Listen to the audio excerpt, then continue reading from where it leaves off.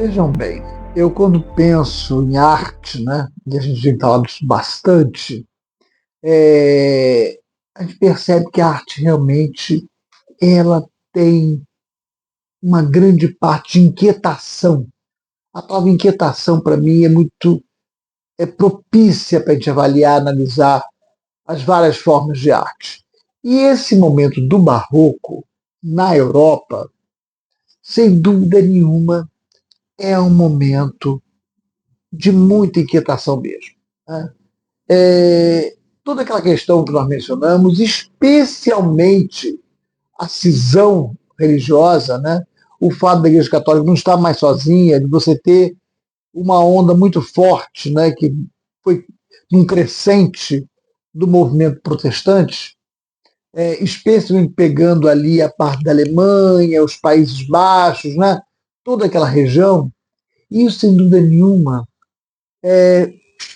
produziu marcas muito profundas na arte barroco. Nós falamos na semana passada, no último vídeo, sobre o lado católico do barroco, né? A ostentação, a questão teatral, a preocupação de agarrar o fiel pelo aspecto emocional, né? Tentar realmente fazer com que esses fiéis ficassem presos. Quer dizer, de um lado, né, você tinha o chicote, né, que você tinha lá o Tribunal da Santa Inquisição, proibindo praticamente as pessoas de saírem daquele círculo fechado dos católicos, e por outro também a igreja procurava seduzir esses fiéis a partir da arte, né? A gente viu como os santos barrocos tinham essa coisa, né, desse enlevo, né, e que isso trazia, tentava manter realmente esses fiéis junto ao universo católico, né? Mas hoje eu queria falar mais um pouco sobre essa outra parte que a gente não falou tanto, né? E a parte protestante. Quer dizer, como que ficou isso? E mesmo na parte católica, alguns artistas barrocos vão se ver influenciados por essa possibilidade de terem um pouco mais de liberdade de ação na própria produção artística. Tanto é que eu vou começar com um artista que, para mim, ele é fundamental nesse processo todo, que é o Caravaggio. Ele é um italiano, né, também mais uma vez um italiano, mas ele foi de um procedimento tão, tão forte, né? A inquietude dele foi tão grande, e que praticamente a obra do Caravaggio vai ser uma obra que vai ser profundamente influenciadora de vários artistas do próprio barroco, inclusive o barroco protestante. Não estou pensando só em barroco católico, não, né? Todo o trabalho de claro e escuro que o Caravaggio vai fazer, né? A questão emocional, e um dado importantíssimo, muito embora ele seja realmente do grupo do barroco católico, né? Ele vai trabalhar com temáticas, até quando trabalha com temática religiosa, bíblica, né? Ele vai atuar com pessoas comuns, simples, né? Ou mesmo que não sejam pessoas comuns, até as pessoas santificadas vão estar junto às pessoas simples, vão estar, na verdade, no meio da população de uma forma completamente diferente do que era quando você pensava no Renascimento, que ali tinha toda uma coisa meio que hierárquica, né? Você tinha toda uma respeitabilidade em torno daquelas pessoas. E Caravaggio não. Caravaggio traz para o chão esses santos, né? Traz para o chão, mesmo que ele mantenha até a auréola, às vezes, né? Em volta das pessoas que aparecem, ainda assim são pessoas que estão ali misturadas no meio da população comum. E ele vai trabalhar muito com essa população comum. População que está ali eu trouxe, na verdade, inclusive, para falar do Caravaggio, eu trouxe, ele tem inúmeras obras, todas elas serviriam muito para a gente exercitar isso que eu estou falando aqui, mas eu trouxe a obra Baco, né? E o Baco, vejam bem, nós estamos falando de nenhum santo católico, de nenhum mito católico, nada. Estamos falando de uma figura que está ligada muito à mitologia grega, né? Que está ligada às tragédias, inclusive, está ligada à arte grega, né? E uma figura super polêmica, né? Porque Baco, mesmo dentro da Grécia, numa parte final, o próprio Sócrates, né? Nietzsche vai discutir tanto isso na obra Nascimento da Tragédia, né? É, Baco vai ser meio que marginalizado na própria Grécia ainda, né? Que Baco era o deus dos vinhos, né? Baco era o deus na verdade, da quebra de regras, né? Ele era o deus que fazia com que as pessoas fugissem um pouco daquele mundo fechado, né? Muito ligado à parte apenas da obediência, né? Então, Baco, trazido por Caravaggio, a gente quando olha para o Baco, exatamente esse aspecto, né, de certa maneira, aquela pessoa que está ali, né, naquele plano, de uma certa quietude até também. Né? Não era um Apolo, mas a gente via um Baco que estava numa situação de demonstração de que as coisas podem ser diferentes e que o Baco é tão necessário à vida como é o Apolo. Tá? E os dois não podem existir um sem o outro, que é exatamente a grande questão que o Nietzsche levantou no Nascimento da Tragédia. Você tirar um, você está fazendo com que as pessoas se enfraqueçam, culturalmente se enfraqueçam, em termos de ação, de inteligência, de tudo. Então, vejam bem, Caravaggio é o primeiro que eu estou falando, e a minha preocupação é mostrar isso para vocês. O quanto ele vai influenciar todos os outros e por quê. Então, muito embora ele fosse do barroco católico, vejam bem, ele vai ter uma linha que é uma linha assim flexível, né? Você não pode dizer que ali só tenha no trabalho do Caravaggio questões católicas, né? O próprio Bach é um exemplo claro disso. Eu fiz questão de trazer essa obra por conta disso. Né? Nós verificamos que, aí sim, eu vou começar agora a tentar discutir com vocês os outros, né, artistas, esses sim já, aí nós estamos caminhando para Alemanha, Holanda, para discutir os artistas do norte, digamos assim, da parte norte da Europa, e que vão ser muito fortes. Era quase como se a gente estivesse saindo desse eixo sulista, né, italiano, e partindo para a parte nortista, que vai ter uma produção intensa e maravilhosa aí. E um fundamental, logicamente, é o Peter Paul Rubens. Né? O Rubens é uma figura surpreendente também. Vejam bem, e bem ligado, muito embora ele também tenha composições religiosas, né? Ele vai ter já uma preocupação muito grande com a questão mais do vulgar, né? Da população, das pessoas, inclusive com temas que digam respeito à própria, digamos assim, sociedade que se via naquela época. Né? Até quando ele busca temas fora, ele busca no sentido de tentar pensar ou repensar o mundo em que ele vivia. Né? Então, ele tem uma obra que eu acho fantástica, que é o Massacre dos Inocentes. E quando você vê essa obra, o Massacre dos Inocentes, você pensa o quanto o maneirismo de fato influenciou muitos artistas barrocos. Né? Que você olha, você vê uma profusão de pessoas, né, voltadas, fica difícil até conseguir perceber aonde está o ponto de fuga daquele trabalho, daquela obra. Né? Ela não tem um trabalho, uma perspectiva tão clara. Né? Não tem uma obra que não. Ela parece realmente. Ela trabalha com essa coisa de inquietação. Né?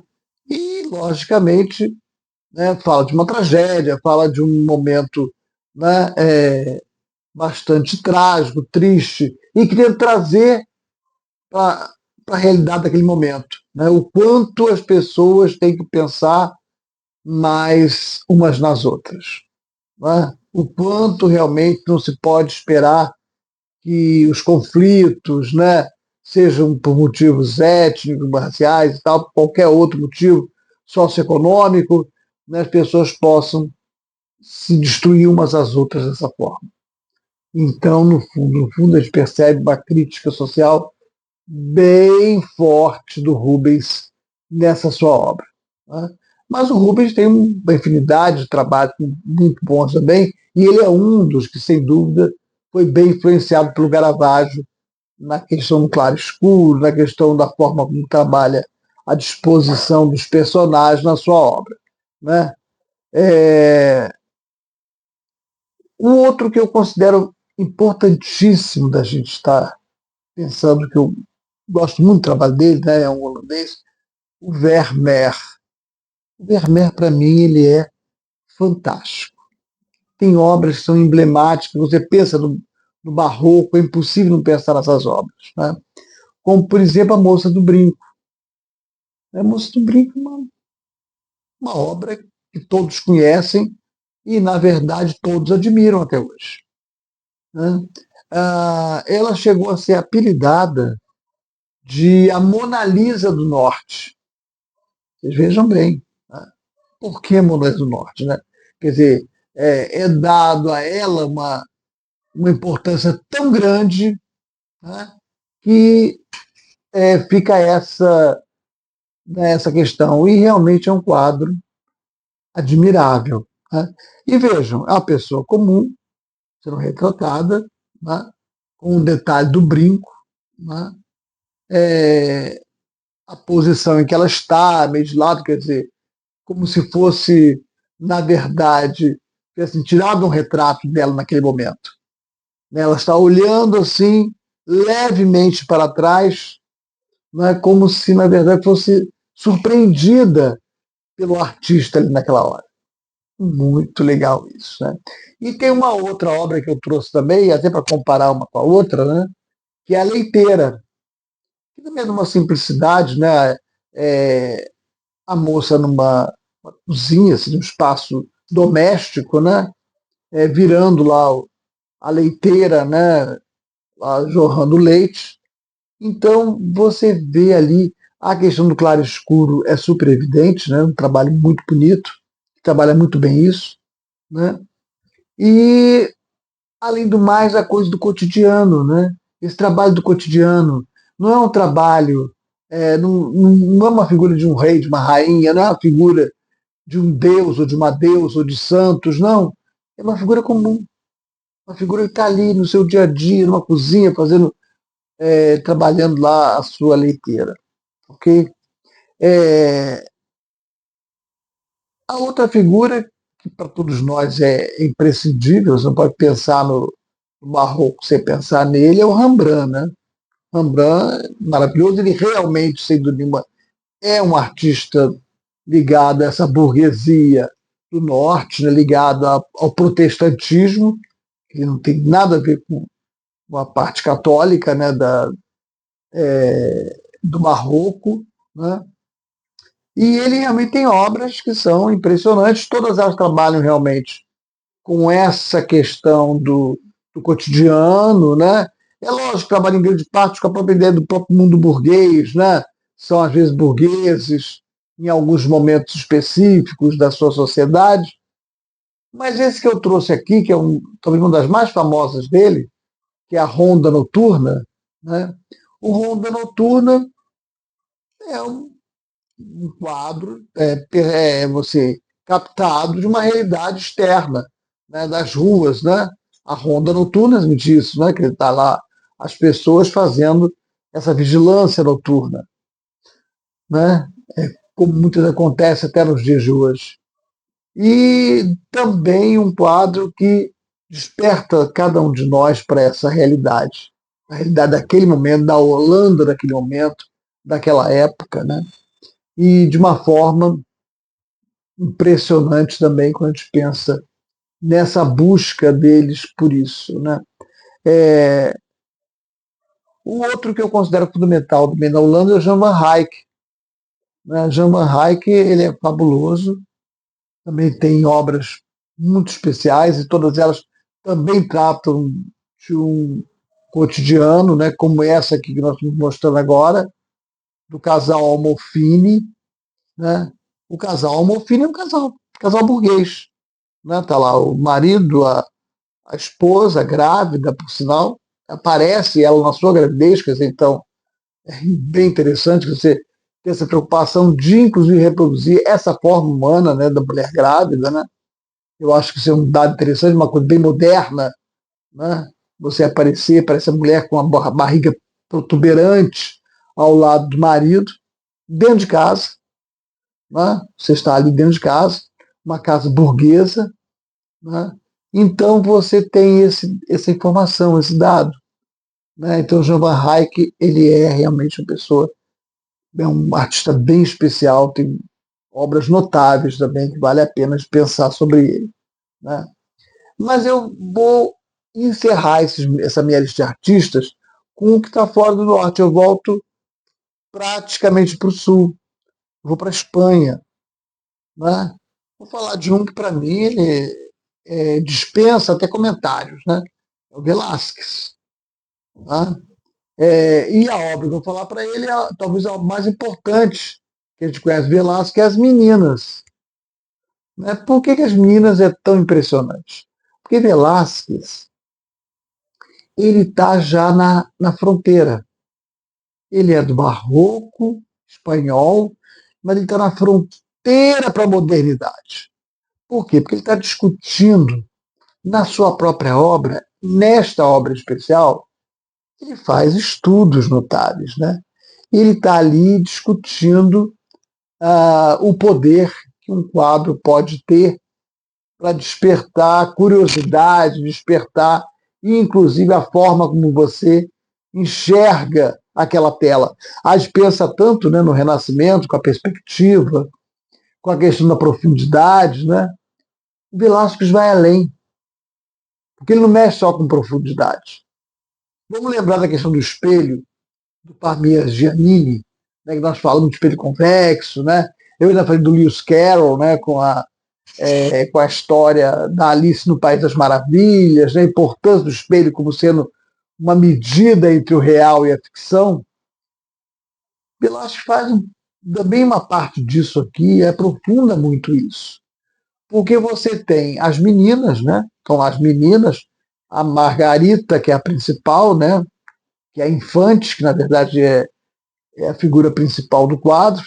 Tem as outras meninas ladeando ela, alguns anões, inclusive aqueles anões do palácio, né? Mas vejam bem, nós temos algumas coisas no próprio quadro que não deveriam existir a princípio, se fôssemos pensar num artista, né, trabalhando de forma normal. Né?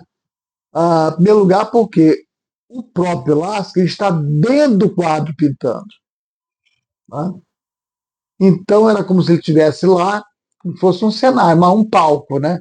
Ele está lá dentro pintando as meninas em frente. Os pais da menina, o rei e a rainha, eles aparecem no espelho no fundo do quadro.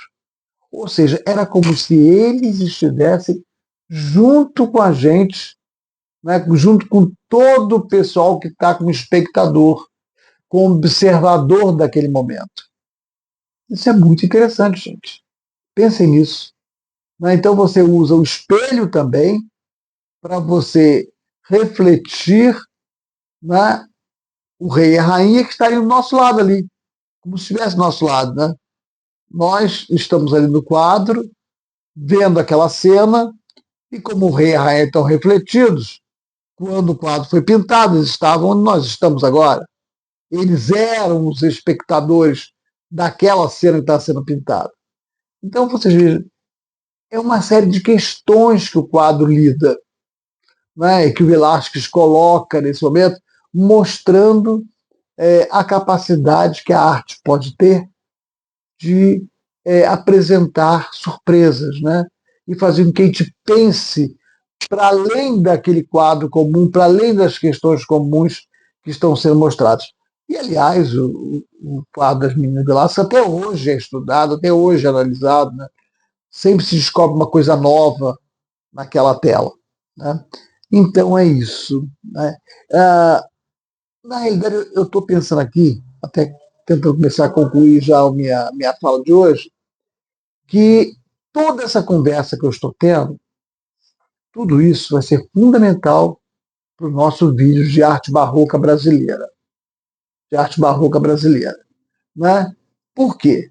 Porque eu penso que o barroco brasileiro ele foi um pouco fruto de toda essa mistura, né? De todo esse momento que a Europa estava vivendo nessa época. Né? Ele vai também ser influenciado, porque, na verdade, o barroco brasileiro vai ser no século XVIII. Né? Quer dizer, exatamente quando o barroco está nos seus finalmente, já praticamente acabou, né? Está começando o neoclassicismo, que é uma outra etapa. Mas ele vai ser fruto de toda essa inquietação que estava ocorrendo na Europa. Né? Então, acreditamos que o que vai nascer com o barroco brasileiro também é fruto dessa inquietação. Não apenas fruto de uma cópia da arte portuguesa ou arte espanhola, não é isso.